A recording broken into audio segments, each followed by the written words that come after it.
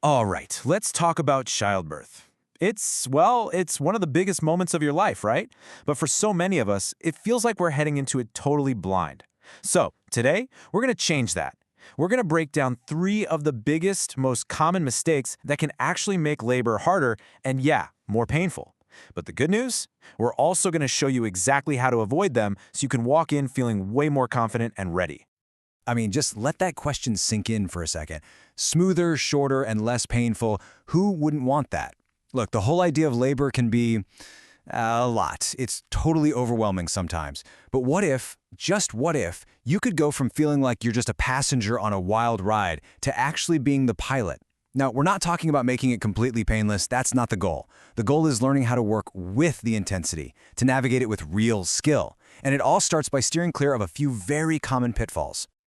Okay, so here's our roadmap for today. First up, we're going to uncover your secret weapon. And trust me, you've already got one. Then we'll get into how to ride the wave of labor, literally. After that, we're going to flip the script from panic to power. And finally, we'll wrap it all up with how you can make this your birth, your story. Sound good? Let's jump in. All right, let's get right into it. Mistake number one, and it's a biggie. It's thinking you can just breathe through labor without really knowing how to breathe, you know? It sounds so simple, but it is so much more than just, well, breathing. It's about sending a very specific, very powerful message to your brain and your body right when they need to hear it most. No, really, I want you to think of it exactly like that. Your breath is your secret weapon. It's not just this automatic thing your body does in the background. During birth, it becomes a tool, a super powerful tool that you can actually control. And when you use it the right way, my gosh, it can completely change how your body handles everything. This is your first step to taking charge, and it's right there, literally under your nose. So check this out. It's like there are two totally different paths your body can take, and your breath is the steering wheel.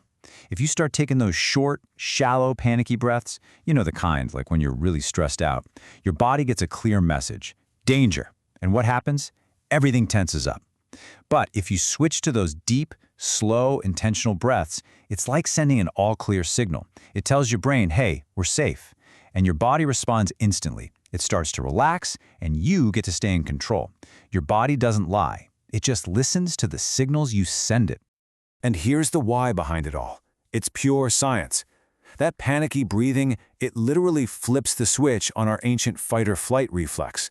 You know, that instinct that's great if you need to run from a lion, but it is the absolute last thing you want happening during labor. Why? Because a body in fight or flight is a tense body. It's a body that's fighting itself, and that's what can crank up the pain dial. So the whole game is to signal safety, not threat.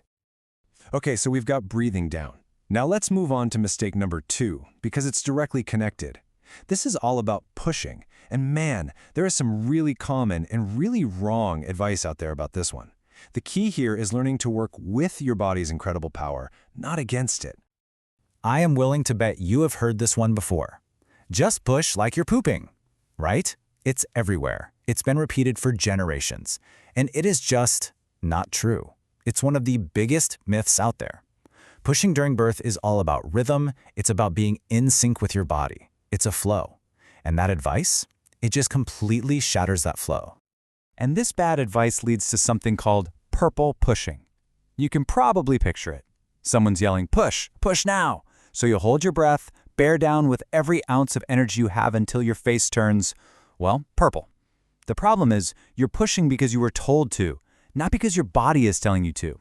It's like trying to row a boat against the current. It's totally exhausting, and it actually fights against what your body is naturally trying to do. So if that's the wrong way, what's the right way? Well, think of it like a dance. It has 4 simple steps. Step 1, you wait. You just feel that contraction start to build. Step 2, you listen. Your body will give you this powerful can't-miss-it signal that it's time to push. Step 3, you ride the wave. You go with that contraction, not against it. And step 4, and this is so important, when the wave is over, you stop. You rest completely. This is all about saving your energy and trusting that your body knows exactly what it's doing.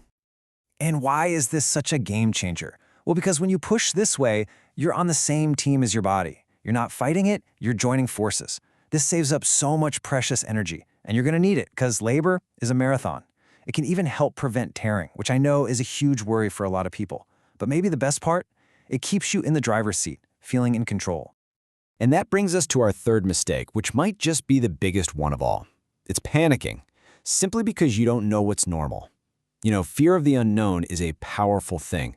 And during labor, that fear can literally physically make things so much harder. I mean, think about it. If this is your first time, how on earth are you supposed to know what to expect? It's so easy to feel like things are just happening to you and you're at the mercy of everyone else in the room. That feeling of, is this normal? What's going on? That's a direct line to panic. And we already know what panic does, right? It leads to that shallow breathing, which leads to tension, which leads to a more painful experience. It's a vicious cycle. So, where does all this preparation matter most? Well, for the vast majority of people, it's in a hospital. Something like 90% of births in the US happen there. And that's why it is absolutely 100% crucial that you understand how hospitals work before you're in the middle of active labor. And this is a really, really critical takeaway. The doctors and nurses, they are incredible professionals, but their number one priority is medical safety. They're watching monitors, documenting everything, and managing any issues. What they're not there for is to be your primary childbirth educator in the moment. You just can't rely on them to teach you every single step. They'll often just default to industry standard procedures, which might not be what you actually want. So what's the solution? It's simple. Preparation is the antidote to panic. It really is. When you take the time beforehand to learn about the stages of labor, to practice that deep breathing we talked about, to communicate what you want to your provider and your support person, you are arming yourself with confidence. Because trust me, when you're in the thick of it, that is not the time you're going to be able to learn something new. You need that knowledge already in the bank. Okay, let's pull all of this together now. Avoiding these three mistakes, breathing wrong, pushing wrong, and going in unprepared, it isn't just about trying to have an easier labor. It's about a fundamental shift in your entire mindset. It's about going from being a passive patient to being a powerful participant in your own story. And this right here, this says it all. You don't want to let birth happen to you. You want it to happen through you. Just think about that difference for a second. So many people look back and feel like they were just along for a ride they couldn't control. The goal is to flip that script, to be so prepared, so confident, and so in tune with your body that you feel the birth happening through you. You are the central character, the driving force. And that's really the question we're left with. Look, this isn't about having a perfect, color-coded plan for something that's totally unpredictable. It's not about that at all. It's about building a foundation of knowledge and skills so that no matter what turns your labor takes, you can navigate it from a place of strength and confidence. So, the question is, how will you take control of your story?